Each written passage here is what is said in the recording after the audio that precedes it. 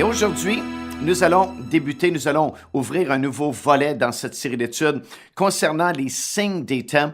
Et nous allons remarquer ensemble comment, dans les trois grandes catégories mentionnées dans la parole du Seigneur, c'est-à-dire le peuple juif ou Israël, les nations du monde et l'Église du Seigneur Jésus-Christ, en fait, tous les signes sont maintenant accomplis, ou presque, concernant chacune de ces trois catégories-là. Et nous allons voir ensemble, très bientôt, comment nous sommes, en fait, la seule génération, depuis le temps où Christ est venu dans ce monde et qu'il a prononcé ses paroles, nous sommes la seule génération qui voit l'accomplissement de tous les signes dans les trois catégories de personnes en même temps. Avant nous, il manquait toujours une ou deux catégories où les signes n'étaient pas tous accomplis. Mais nous sommes la seule génération chez laquelle tous les signes sont accomplis, prouvant encore une fois de plus que nous sommes la génération de la fin. Nous vivons dans le temps où l'épouse de Christ sera enlevée. Et en fait, ce que j'aimerais partager avec vous aujourd'hui, j'aimerais vous expliquer un petit peu le cri de minuit, ou du moins la période dans laquelle nous entrons présentement, qui est la période du cri de minuit. J'aimerais que vous puissiez prendre votre Bible et tourner avec moi dans l'Évangile de Matthieu, dans le 25e chapitre. Et nous allons lire encore une fois cette parabole qui est excessivement importante dans le contexte du retour du Seigneur Jésus-Christ et qui s'appelle la parabole des 10 vierges. Dans Matthieu chapitre 25, ça dit ceci. « Alors, le royaume des cieux sera semblable à 10 vierges. » Maintenant, je m'arrête tout de suite pour vous expliquer, évidemment, que le premier mot de ce 25e chapitre, c'est le mot « alors ». Et le mot « alors » relie ce qui a été dit dans le chapitre 24. Et dans le chapitre 24, si vous le lisiez bien, vous allez vous rendre compte que Jésus parle de la fin des temps, il parle de son retour, il parle de son avènement. Et ça dit ici tout de suite dans le 25e chapitre, « alors ». Alors, c'est évident que c'est connecté avec ce que Jésus vient de dire dans le 24e chapitre, et c'est évident que ça place cette parabole à la fin des temps, là où nous sommes présentement dans les derniers jours. Alors, il dit alors, le royaume des cieux sera semblable à 10 vierges. Maintenant, le royaume des cieux, c'est l'Église du Seigneur Jésus-Christ. Autrement dit, il dit, voici à quoi va ressembler mon Église dans les derniers jours.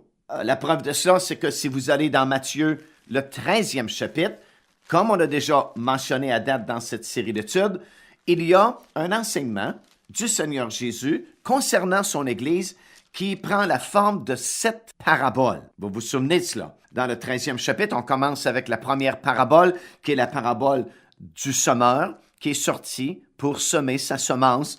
Et cette semence tombe dans 4 terrains différents, comme vous le savez. Et puis, bon, il y a différentes autres paraboles qui sont mentionnées dans ce 13e chapitre, la parabole du levain, la parabole de la perle, jusqu'à la 7e, la parabole du filet, qui représente la 7e et dernière époque de l'Église. Et à chaque fois, ça dit, alors le royaume des cieux est semblable à... Et tous les commentateurs bibliques sont d'accord pour nous expliquer que ces 7 paraboles représentent différentes facettes et des époques différentes de l'Église du Seigneur Jésus-Christ. C'est donc à dire qu'à chaque fois que Jésus le mentionne, et il le mentionne à plusieurs reprises ici dans ce 13e chapitre, à chaque fois qu'il dit « le royaume des cieux est semblable à », il compare son Église à différentes choses. Alors on est tous d'accord avec cela. Les commentateurs bibliques en général sont tous d'accord également que Jésus parle de l'Église. Et c'est curieux qu'ici, dans le 25e chapitre, alors que Jésus utilise exactement la même terminologie, il dit alors le royaume des cieux sera semblable à, pourquoi ça ne s'appliquerait plus à l'Église? Alors que dans le 13e chapitre, ça s'applique toujours à l'Église. Alors nous savons que Jésus parle encore ici d'une autre facette de l'Église. L'Église dans les derniers jours va ressembler à 10 vierges qui, ayant pris leur lampe, allèrent à la rencontre de l'époux. 5 d'entre elles étaient folles et 5 sages. Les folles, en prenant leur lampe, ne prirent point d'huile avec elles. Maintenant, ça, c'est très important, ce verset-là, parce qu'en fait, c'est ce qui va faire la différence entre les vierges sages et les vierges folles. La différence, c'est que les folles n'ont point de réserve d'huile. Elles n'ont point pris d'huile avec elles. Mais les sages prirent avec leurs lampes de l'huile dans des vases. Alors les folles n'ont pas d'huile dans leurs vases, ont de l'huile simplement dans leurs lampes. Mais les sages ont pris leurs précautions et ils ont fait une réserve d'huile dans des vases. Comme l'époux tardait, toutes s'assoupirent et s'endormirent. Au milieu de la nuit, on cria, « Voici l'époux, allez à sa rencontre. » Alors toutes ces vierges se réveillèrent et préparèrent leurs lampes. Les folles dirent aux sages, « Donnez-nous de votre huile, car nos lampes s'éteignent. » Les sages répondirent, « Non, il n'y en aurait pas assez pour nous et pour vous. Allez plutôt chez ceux qui en vendent et achetez-en pour vous. » Pendant qu'elles allaient pour en acheter, l'époux arriva. Celles qui étaient prêtes entrèrent avec lui dans la salle des noces et la porte fut fermée. Plus tard, les autres vierges vinrent et dirent, « Seigneur, Seigneur, ouvre-nous. » Mais il répondit, « Je vous le dis en vérité, je ne vous connais pas. Veillez donc, dit-il, puisque vous ne savez ni le jour ni l'heure. » Alors voilà une parabole très intéressante pour nous qui sommes en train d'étudier les prophéties de la fin. Nous venons de comprendre que cette parabole parle de l'Église du Seigneur Jésus-Christ justement au temps de la fin, alors que la trompette va sonner et que l'enlèvement aura lieu. Et ce que Jésus est en train de nous expliquer ici est parce que nous savons que nous sommes rendus à la fin de la dispensation de l'Église du Seigneur Jésus-Christ. Ça devient très important d'étudier cette parabole parce que c'est notre portrait. C'est le portrait de l'Église à la fin. Et ce qu'on voit encore une fois, c'est cette distinction telle que nous l'avons étudiée dans les cassettes précédentes entre deux groupes bien distincts dans l'Église, le bon blé et l'ivraie. On parle de Philadelphie, on parle de Laodicée, on parle de vierges folles, on parle de vierges sages, on parle de l'épouse de Christ et on parle de ceux qui ne peuvent faire partie de l'épouse de Christ. Alors c'est donc très important d'examiner cette parabole afin que nous recevions l'instruction que Jésus voulait nous donner. Évidemment, comme je l'ai dit au tout début, le cri de minuit n'est pas encore lancé. Dans quelques instants, je vais vous expliquer qu'est-ce que c'est le cri de minuit. Mais par contre, nous réalisons par les signes qui se sont accomplis tout autour de nous, particulièrement tout récemment, alors qu'il y a vraiment une accélération dans l'accomplissement des signes prophétiques qui nous pointent, qui nous indiquent que Jésus revient très bientôt maintenant. Alors, même si le cri de minuit n'est pas encore donné, nous reconnaissons à cause de ces signes que nous venons d'entrer dans la période du cri de minuit. Et c'est une période vraiment très particulière, très critique même, et nous avons beaucoup d'exhortations dans la parole de Dieu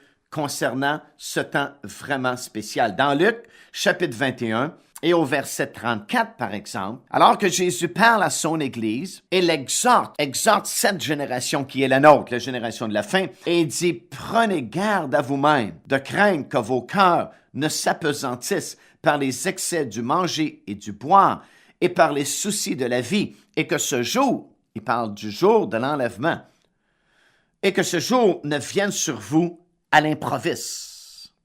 Que ce jour ne vienne sur vous à l'improviste. » Dans Matthieu chapitre 24 également, et dans le verset 33, Jésus dit ceci, « De même, quand vous verrez toutes ces choses, sachez que le Fils de l'homme est proche et il est à la porte. » Si vous revenez dans Luc chapitre 21 et au verset 36, Jésus dit, « Veillez donc et priez en tout temps, afin que vous ayez la force d'échapper à toutes ces choses qui arriveront et de paraître debout devant le Fils de l'homme. » Alors, puisque nous reconnaissons que nous sommes entrés dans la phase finale de l'Église, ou dans la période du cri de minuit, bien, nous devons faire doublement attention à notre marche dans le Seigneur Jésus-Christ. Nous devons être très alertes et nous instruire des choses de la parole de Dieu qui nous exhortent vraiment à marcher d'une manière digne du Seigneur, particulièrement durant cette génération.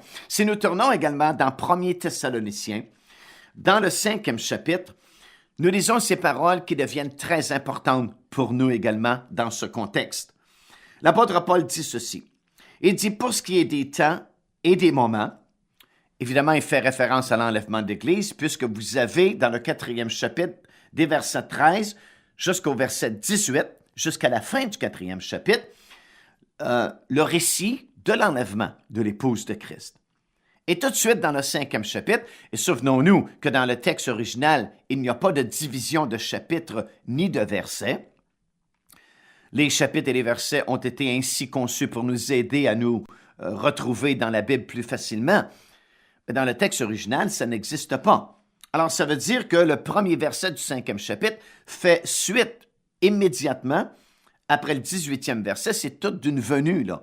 Il dit, par exemple, il parle de l'enlèvement de l'épouse de Christ, puis il dit, consolez-vous donc les uns les autres par ces paroles, et il ajoute tout de suite, pour ce qui est des temps et des moments, vous n'avez pas besoin, frères, qu'on vous en écrive, car vous savez vous-même que le jour du Seigneur viendra comme un voleur dans la nuit. Maintenant, souvent, les gens s'arrêtent là, puis vont citer ce verset par rapport à l'Église, disant, bien, on ne peut savoir évidemment ni le jour ni l'heure. Tout ce qu'on sait, c'est que Jésus viendra comme un voleur dans la nuit. Mais il ne faut pas s'arrêter là, parce que ce verset-là n'est pas pour l'Église.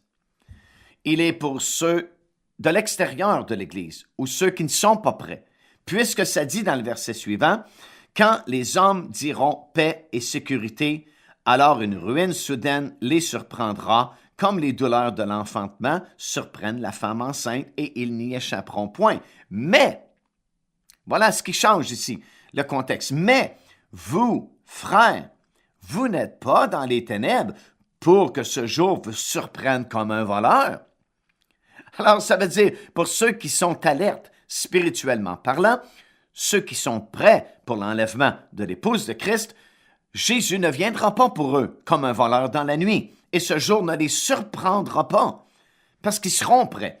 Il dit, vous êtes tous des enfants de la lumière et des enfants du jour. Nous ne sommes point de la nuit, des ténèbres. Ne dormons donc point comme les autres, mais veillons et soyons sobres, car ceux qui dorment, dorment la nuit, et ceux qui s'enivrent la nuit. Mais nous qui sommes du jour, soyons sobres, ayant revêtu la cuirasse de la foi et de la charité, et ayant pour casque l'espérance du salut, car Dieu ne nous a pas destinés à la colère, mais à l'acquisition du salut par notre Seigneur Jésus-Christ, qui est mort pour nous, afin que soit que nous veillions, soit que nous dormions, nous vivions ensemble avec lui. C'est pourquoi, dit-il, exhortez-vous réciproquement et édifiez-vous les uns et les autres comme en réalité vous le faites. Alors voilà un passage aussi vraiment important pour nous qui sommes rendus à la fin des temps, afin que nous suivions les instructions de la parole de Dieu, que nous soyons prêts pour que ce jour ne nous surprenne pas comme un voleur dans la nuit. Alors, ce qu'on est en train de dire, c'est que nous sommes entrés dans la période du cri de minuit. Le cri de minuit n'est pas encore lancé. Le cri de minuit, évidemment, c'est un signal. C'est un signe qui est tellement évident qu'il réveille toute l'Église. Si vous revenez dans Matthieu, le chapitre 25, vous vous rendez compte que dans les derniers jours, c'est pas facile puisque toutes les vierges se sont endormies. La différence entre les deux groupes, comme j'ai mentionné il y a quelques instants, c'est que les sages ont pris une réserve d'huile dans des vases qu'ils ont apportés avec leur lampe. Et lorsque le cri de minuit a été lancé, le cri de minuit dit « Voici l'époux arrive maintenant ». Lorsque le cri de minuit sera là, on n'aura pas besoin... ce que je veux dire, c'est qu'il n'y a pratiquement plus de délai maintenant. On ne dira pas, par exemple, bien, le Seigneur revient bientôt. Non, le cri de minuit va dire « Jésus arrive ». C'est peut-être une question de minutes, peut-être une question d'heures, un jour ou deux, peut-être. Personne ne peut le dire parce que ce n'est pas indiqué dans la parole de Dieu. Mais le cri va tellement être évident pour toute l'Église au complet qu'on va savoir à ce moment-là, « Wow, il s'en vient, il revient. C'est le temps est arrivé, c'est l'enlèvement. Gloire à Dieu, Jésus revient nous chercher. » Alors, c'est un signe, selon Matthieu chapitre 25, qui est tellement évident, est tellement simple à comprendre, c'est tellement clair, que la Bible me dit, c'est Jésus qui parle, toute l'Église s'est réveillée. Maintenant, quel est donc ce signe si puissant qui permet à l'Église de savoir sans l'ombre d'un doute qu'il n'y a plus d'attente maintenant possible. Jésus est en route. Il s'en vient. Quel est ce signe? Est-ce qu'il y a quelque chose dans la parole de Dieu qui nous indique qu'il y aura un tel signal à la fin de la dispensation de l'Église qui va permettre à toute l'Église de savoir, sans l'ombre d'un doute, que Jésus est en route? Bien, si nous examinons les Écritures, il y a en effet un signe qui doit venir et qui est tellement clair et tellement évident qui va permettre justement à toute l'Église de se réveiller. J'aimerais qu'on puisse tourner dans quelques versets dans la parole de Dieu. Premièrement, dans la deuxième épître de Paul aux Thessaloniciens. Et nous allons voir quelque chose de très important et je voudrais que vous puissiez bien comprendre ce que je m'apprête à vous enseigner. Je ne voudrais pas que vous ne compreniez pas ce que je suis en train de dire parce que c'est un sujet quand même qui n'est pas prêché souvent, ce que je m'apprête à vous donner. Et ça peut porter à confusion si vous ne le comprenez pas bien dans le bon contexte biblique. Alors soyez bien attentifs parce que je m'apprête à vous donner quelque chose vraiment qui va nous aider. Deuxième épître aux Thessaloniciens. Ça dit dans le deuxième chapitre. Deuxième Thessaloniciens, deuxième chapitre. Nous allons commencer à lire au premier verset.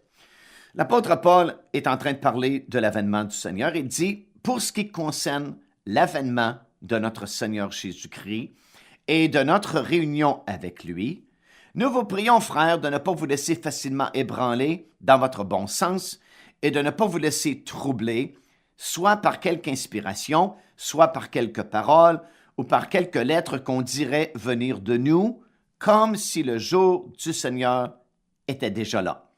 Maintenant, je dois vous expliquer un petit peu le contexte dans lequel Paul écrit cette lettre aux Thessaloniciens.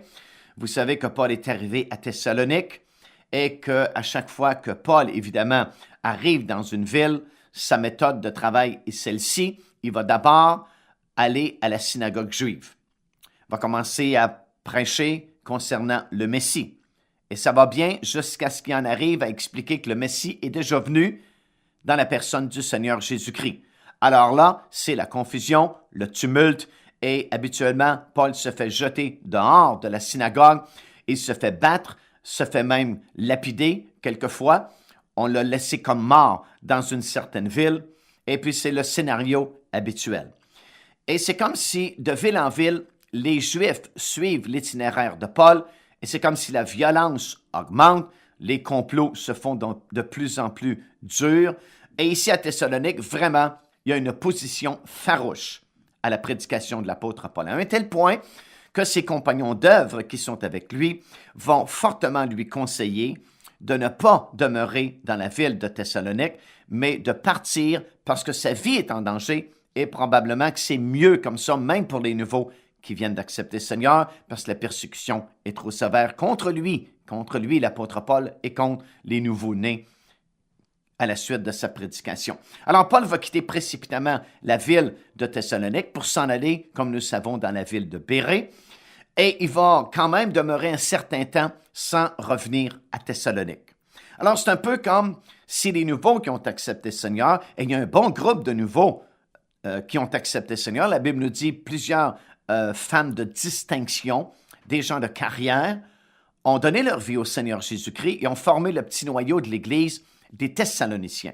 Et c'est comme si Paul, qui est leur apôtre en fait, qui leur a annoncé premièrement la parole de Dieu, doit les abandonner. Alors, ils n'ont pas de pasteur, ils n'ont pas d'évangéliste, ils n'ont pas d'enseignant de la parole de Dieu. Ils sont un peu laissés à eux-mêmes. Et Paul s'inquiète, évidemment, lorsqu'il voyage de ville en ville, jusqu'à ce qu'il envoie Tite pour s'informer si, les Thessaloniciens fonctionnent bien, s'ils sont encore là, si l'Église est encore debout. Et Tite a de bonnes nouvelles, vraiment, à donner à l'apôtre Paul. Il va lui dire des choses comme, bien, Paul, fais-toi-en pas parce que tu vas être fier de tes Thessaloniciens. Ils sont demeurés fidèles, ils sont fermes dans la foi, leur foi même est grandissante. Et ça va nous expliquer que la raison pour laquelle ils sont demeurés fermes, c'est que lorsque Paul leur a annoncé le message de la parole de Dieu, ils ne l'ont point accepté comme la parole des hommes ou la parole de Paul, mais ils ont accepté cette parole comme étant la parole de Dieu. Ils ont été fondés tout de suite sur les Écritures, et même s'ils ont été comme abandonnés, bien, ils sont demeurés fermes parce qu'ils avaient vraiment réalisé que la parole que Paul prêchait était la parole de Dieu, et la parole de Dieu pouvait les soutenir jusqu'à ce que des ouvriers du Seigneur viennent les aider. Mais par contre, en attendant, alors qu'il n'y avait ni apôtre, ni évangéliste, ni pasteur, bien, certaines personnes se sont infiltrées dans cette église débutante pour essayer de décourager les Thessaloniciens. On a même forgé des lettres disant que c'était Paul qui écrivait, et une de ces lettres-là disait aux Thessaloniciens, avec la signature, la fausse signature de Paul, que le Seigneur était déjà revenu chercher son Église et que ça ne valait pas la peine de continuer. Bon, ils n'étaient pas dignes de faire partie de l'enlèvement, où Dieu les a oubliés, et ainsi de suite, et que l'enlèvement avait déjà eu lieu. Et Paul va écrire cette seconde lettre aux Thessaloniciens pour corriger cette situation et leur dire, comme nous venons de lire, pour ce qui concerne l'avènement de notre Seigneur Jésus-Christ et notre réunion avec lui, nous vous prions, frères, de ne pas vous laisser ébranler dans votre bon sens et de ne pas vous laisser troubler, soit par quelques inspirations, soit par quelques paroles ou par quelques lettres, qu'on dirait venir de nous, comme si le jour du Seigneur était déjà là. Alors, il va ajouter ceci au 3e verset, que personne ne vous séduise d'aucune manière. Car, dit-il, il faut. Alors, on n'a pas le choix. Le mot « faut » en français, c'est un impératif. C'est un mot très fort. Il faut. Lorsque nous disons « il faut que j'aille à tel endroit », c'est comme nécessaire, c'est impératif. Il dit « c'est impératif que l'apostasie soit arrivée auparavant et qu'on ait vu paraître l'homme du péché, le fils de la perdition, l'adversaire qui s'élève au-dessus de tout, ce qu'on appelle Dieu et de ce qu'on adore, jusqu'à s'asseoir dans le temple de Dieu, se proclamant lui-même Dieu. » Maintenant, nous allons arrêter ici pour le moment. Il y a des choses très importantes que nous avons besoin de comprendre dans le contexte de ce que nous sommes en train d'étudier. J'aimerais que vous puissiez remarquer plusieurs choses. Premièrement, l'apôtre Paul dit que Jésus ne peut retourner, ni même venir chercher son épouse avant que deux choses ne se produisent. Premièrement, dit-il, il faut que l'apostasie soit arrivée. Remarquez bien que dans le premier verset, l'apôtre Paul mentionne deux choses différentes. Il parle de l'avènement de notre Seigneur et de notre réunion avec lui. Ça, ce sont deux choses différentes. L'avènement du Seigneur, c'est la parousie, du grec parousia, qui veut dire apparition. Lorsqu'on parle de l'avènement du Seigneur, on ne parle pas de l'enlèvement de l'Église ou de l'épouse de Christ, mais on parle du retour physique et littéral du Seigneur Jésus-Christ à la fin des 7 années de tribulation qui s'en viennent. À la fin de ces 7 années, le Seigneur Jésus-Christ va revenir une deuxième fois, va revenir en personne, comme le prophète Zacharie le dit, en ce jour-là, son pied se posera sur la montagne des Oliviers qui se fendra en deux. Il mettra un terme à la bataille d'Armageddon, va procéder au jugement des nations, va aller chercher les Israéliens qui sont spirituels, qui sont cachés à Pétra depuis 3 ans et demi. Et finalement, nous allons ouvrir le règne de 1000 ans. Ça, c'est la parousie, l'avènement du Seigneur Jésus-Christ. Et c'est à la fin, comme j'ai mentionné, des 7 années de tribulation. Tandis que notre réunion avec lui se fait 7 ans avant. Notre réunion avec lui, c'est l'enlèvement de l'épouse de Christ. Nous montons dans les airs à la rencontre du Seigneur. Et comme on a déjà expliqué, à ce moment-là, Jésus ne revient pas sur la terre. Il vient dans les airs seulement et c'est nous qui allons à sa rencontre. Alors, ce sont deux événements différents. Ils sont séparés d'une période de 7 ans qui est la période des 7 années de tribulation. Alors, c'est très, très important de remarquer cette distinction-là ici et surtout le fait que Paul mentionne les deux événements. Ce qu'il dit donc, c'est qu'avant le retour de notre Seigneur Jésus-Christ, la parousie, Et même avant l'enlèvement de l'épouse de Christ, notre réunion avec lui, il y a deux choses qui doivent arriver. La première chose, l'apostasie. Il dit, il faut que l'apostasie soit arrivée avant l'enlèvement de l'épouse et bien sûr avant la parousie.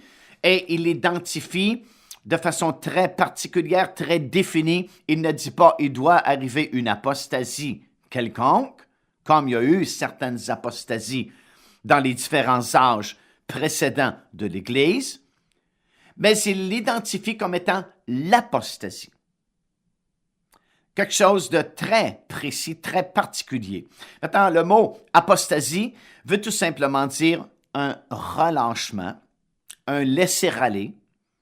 Et Paul nous dit, avant notre réunion avec lui et avant, bien sûr, la parousie, il va venir dans l'Église un relâchement général, un laisser-aller général. Maintenant, la parole de Dieu, et c'est Jésus qui parle, va nous expliquer que dans les derniers jours, comme on a traité aussi ce sujet-là précédemment, il y a deux courants qui seront très distincts au sein même de l'Église.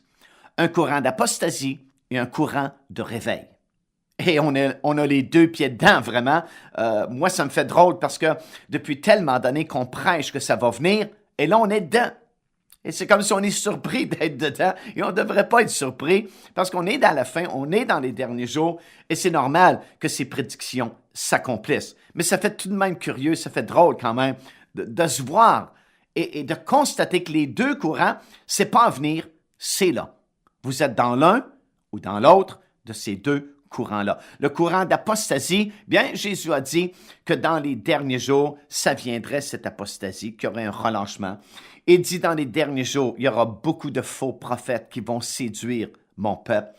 Dans les derniers jours, dit-il, il parle toujours de l'Église, il ne parle pas des gens du monde. Il dit, dans mon Église, il va y avoir de l'iniquité qui sera accrue. Le péché va abonder dans l'Église, dans ce courant-là d'apostasie.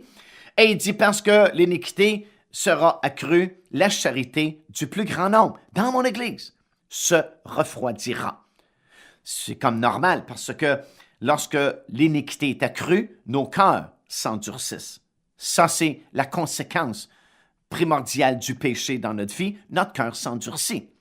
Et évidemment, si nos cœurs s'endurcissent, bien, la charité se refroidit. Alors ça, c'est le courant négatif, si vous voulez. Et il y a un courant positif, il y a un réveil. La Bible parle de temps de rafraîchissement à la fin. La parole de Dieu parle de pluie, de bénédiction abondante sur ce courant-là de l'Église dans les derniers jours, nous permettant de nous réveiller justement et d'être prêts pour le retour de notre Seigneur Jésus-Christ. Lorsque le Saint-Esprit est descendu il y a 2000 ans pour former l'Église, la fondation de l'Église, c'est la pluie qui est tombée. Et l'apôtre Pierre, dans son premier message, va justement dire au peuple juif, c'est ici l'accomplissement de la promesse de Joël, alors que Dieu avait dit dans les derniers jours. Alors vous voyez, les derniers jours débutent avec la formation de l'Église. Ce qui veut dire qu'aujourd'hui, imaginez-vous comment nous sommes rendus à la fin de cette période que nous appelons les derniers jours. Alors l'apôtre Paul va dire, c'est ici la pluie qui a été promis par Dieu, alors que Dieu a dit dans les derniers jours, je répandrai de mon esprit sur toute chair. Vos fils et vos filles prophétiseront, vos jeunes gens auront des visions, vos vieillards auront des songes. La pluie a tombé. Et ça, c'était la pluie de la première saison. Maintenant, l'apôtre Jacques va nous expliquer dans son livre, dans le 5e chapitre et au verset 7, qu'il y a une deuxième pluie qui doit venir. Et il appelle cette pluie-là la pluie de l'arrière-saison. La pluie de la Pentecôte qui est tombée il y a 2000 ans, c'est la pluie de la première saison. Et Jacques dit, soyez patients, frères, parce qu'il y a une autre pluie qui va venir et qui s'appelle la pluie de l'arrière-saison. Et ce qui est formidable, c'est qu'ici, dans Jacques, si vous tournez avec moi, dans le 5e chapitre et le 7e verset, Jacques va faire le lien entre la pluie de l'arrière-saison et le retour de notre Seigneur Jésus-Christ. Alors, ça veut donc dire que dans cette période, dans cette époque où Jésus doit revenir, il va y avoir une pluie spirituelle qui va tomber aussi sur l'Église. Il n'y aura pas seulement l'apostasie, mais il va y avoir une pluie de réveil aussi. Alors voici ce qu'il dit. Il dit, soyez donc patients, frères, jusqu'à l'avènement du Seigneur. Remarquez, jusqu'à l'avènement du Seigneur. Voici le laboureur attend le précieux fruit de la terre, prenant patience à son égard, jusqu'à ce qu'il ait reçu les pluies, au pluriel, de la première et de l'arrière-saison. Vous aussi, soyez patients, affermissez vos cœurs, car l'avènement du Seigneur est proche. Alors, ce que la Bible nous dit, c'est qu'il y a une pluie de l'arrière-saison qui va tomber pour préparer l'Église afin que l'Église soit prête pour qu'elle puisse monter dans la gloire du Seigneur lorsque cette trompette va sonner. Maintenant, ce qui est encore plus extraordinaire, c'est que le prophète Joël, qui avait prophétisé la pluie de la première saison, lorsque le Saint-Esprit est descendu dans la chambre haute il y a 2000 ans pour former l'Église du Seigneur Jésus-Christ, a également prophétisé que dans les temps de la fin, la pluie de l'arrière-saison viendrait aussi. Mais voici ce que Joël, le prophète, va déclarer, et c'est vraiment plus clair. Si vous avez la Bible, la traduction Emmaüs à la maison, je vous conseille de lire Joël chapitre 2, verset 23 dans cette traduction. En passant, la Bible Emmaüs, à mon avis, c'est la plus fidèle traduction du grec et de l'hébreu dans l'Ancien Testament. Évidemment, c'est une Bible qui se publie en 10 volumes. Elle est assez chère, je pense que c'est 400 à 500 $, mais elle vaut vraiment la peine. Les commentaires sont excellents et la traduction est, d'après moi, la plus fidèle au texte original, plus que la traduction standard que nous avons de Louis II. Alors, je vous dis ça en passant. Et si vous l'avez à la maison, ou vous pouvez mettre le grappin dessus, lisez Joël, chapitre 2, verset 23, dans cette traduction-là, et vous allez comprendre que Joël prophétise quelque chose qui est absolument miraculeux, qui ne se peut pas dans le monde naturel. Il dit, dans les derniers jours, Dieu va envoyer la pluie de la première saison et de l'arrière-saison en même temps dans le premier mois de l'année, qui est le mois d'avril en Israël. Il va envoyer les deux pluies en même temps. Alors, ça ne se peut pas, parce que la pluie de la première saison en Israël, c'est au mois d'octobre, lorsqu'on fait les semences, et la pluie de l'arrière-saison se fait au printemps, mois d'avril, pour stimuler encore la croissance juste avant la période de la moisson. Mais Joël dit, dans les derniers jours à la fin, les deux pluies vont arriver dans le même mois, en même temps, la pluie de la première et de l'arrière-saison. Puis il dit, dans la traduction Emmaüs, je vais vous l'envoyer par torrent. Autrement dit, ce n'est pas une goutte ici et là, mais les deux pluies vont tomber en même temps, dans le même mois, et ça va être par torrent, et ce sont des pluies de bénédiction qu'Ézéchiel nous dit dans son livre, et c'est vraiment ce qui est en train de se produire à l'échelle mondiale dans l'Église du Seigneur Jésus-Christ. Alors nous avons donc ces deux courants qui sont là, l'apostasie qui doit venir avant l'enlèvement de l'Église, et aussi les pluies de bénédiction qui sont en train de tomber sur l'Église du Seigneur Jésus-Christ pour la préparer pour cet enlèvement. Alors revenons à notre texte que nous sommes en train d'étudier. 2 Thessaloniciens, 2e chapitre, verset 3.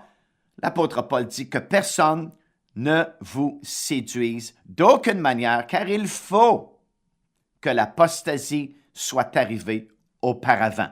Lorsqu'il dit auparavant, ça veut dire avant, et bien sûr, avant quoi? Avant notre réunion avec lui et avant le retour du Seigneur Jésus-Christ. Et encore une fois, c'est là. C'est ce qu'on voit. L'apostasie est arrivée. Beaucoup de gens se sont relâchés. Beaucoup de gens ont négligé leur marche avec le Seigneur Jésus-Christ. Il y a un laisser-aller dans plusieurs personnes parmi l'Église. Mais nous ne voulons pas nous laisser aller. Nous ne voulons pas être négligents, nous ne voulons pas nous relâcher, mais nous voulons au contraire recevoir les pluies de la première et de l'arrière-saison et vraiment être motivés et stimulés et vraiment être debout lorsque le Fils de l'homme paraîtra. Maintenant, ce qui nous intéresse plus particulièrement, c'est la suite du 3e verset et ça devient, il faut faire bien attention ici. Alors, il faut que l'apostasie soit arrivée auparavant et qu'on ait vu paraître l'homme du péché, le fils de la perdition, l'adversaire qui s'élève au-dessus de tout ce qu'on appelle Dieu et de ce qu'on adore, jusqu'à s'asseoir dans le temple de Dieu, se proclamant lui-même Dieu. Alors, c'est dans votre Bible. Vous pouvez le lire dans n'importe quelle traduction. Je l'ai lu, moi, dans peut-être 25-30 traductions différentes. Et c'est toujours la même vérité. L'apôtre Paul dit ceci, écoutez bien. Avant l'enlèvement de l'Église et avant le retour du Seigneur, ça c'est chapitre 2, verset 1, il faut qu'il arrive deux choses. Premièrement, il faut que l'apostasie soit arrivée. Et deuxièmement, il faut qu'on ait vu paraître l'homme du péché. L'homme du péché, l'adversaire, c'est l'Antéchrist.